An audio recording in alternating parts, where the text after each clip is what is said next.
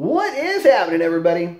So, after driving the 2018 Mustang GT with the 10-speed automatic, I decided to do a little bit of homework on that car because, after watching all the videos on the internet, the quarter-mile times that they're getting out of these cars didn't really seem to reflect my driving experience with that car. So, I put together an obnoxiously complex Excel spreadsheet and decided to do a little bit of homework on that car and compare it with my Challenger. Now, here's the thing. The car that I test drove had the 3.15 rear axle ratio, and when I went to go test drive the car, I wasn't really going into it with a lot of technical data on board, so to speak. I wanted to just take the car at face value, and when I drove it, well, the car seemed to not really feel very responsive at partial throttle, at least not in the way that the Challengers are. So, I got to thinking, well, there's got to be something more to that. Well, there is. The interesting thing about that 10-speed automatic is that the gear ratios, first through fourth gear, are numerically practically identical to the 8-speed automatic that's in the Challenger. The big difference comes in fifth gear. In fifth gear, in that car, it's 16% more aggressive than the fifth gear is in the 8-speed automatic.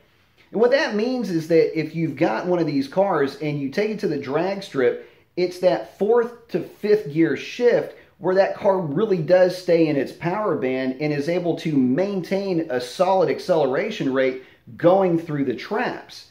But it gets even more interesting than that. So I decided to numerically option it with the 355 gear.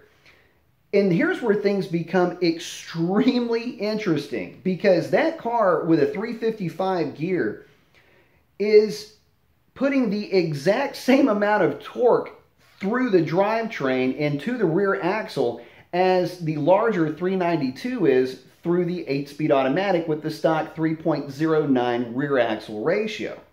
How close? I'll put it to you like this. With a 355 gear, the Mustang will put down just south of 7,000 pounds of actual twisting force, and that is the peak torque of the engine multiplied by the gear multiplication through the transmission and rear end. The SRT will put down 6,900 and change. So there's a very small difference there, percentage-wise, but it's still there.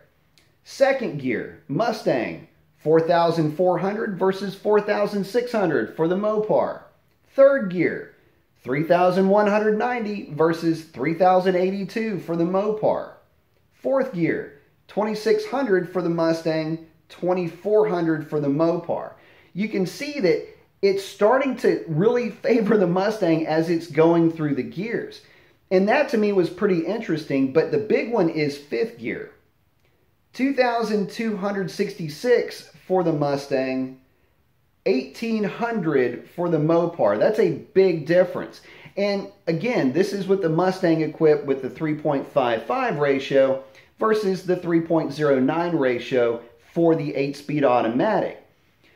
That fifth gear is important because that's the gear that the Challenger is going through the traps. Now, the 355 gear car, it will just barely be shifting into sixth gear going through the traps in the quarter mile.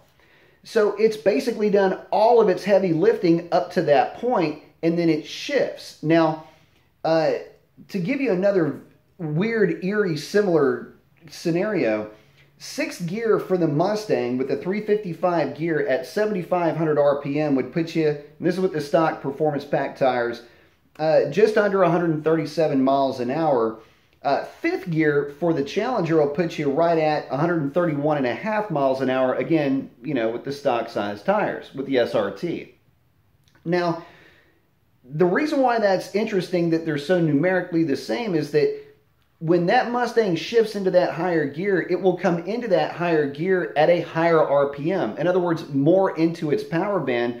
So even though it drops off significantly in terms of, the actual acceleration rate that it was experiencing, that sixth gear with the 355 puts down 1,893 pounds of actual twisting force compared to 1,893 pounds of actual twisting force for the Challenger. That's right. They are identical in the gear that they would go through the traps in. So what does all that mean? Well, it means that that Mustang with a 355 gear is going to be a handful if you're going to be trying to run up against it at the drag strip. It also means that if you've got one of those Mustangs, you've now not only got a legitimate 11-second car, but you've actually got some meat on the bone there because it's stock with the addition of a tune, maybe exhaust, things of that nature. You've got some room to really work with that car. So,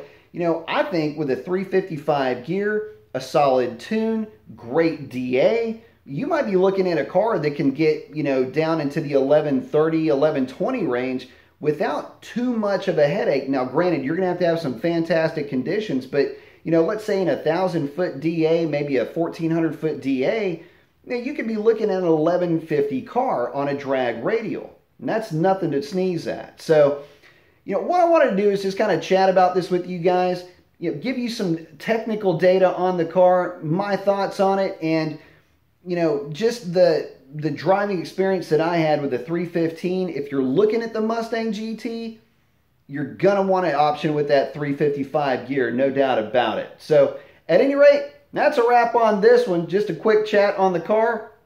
Hope y'all have a great one. Adios.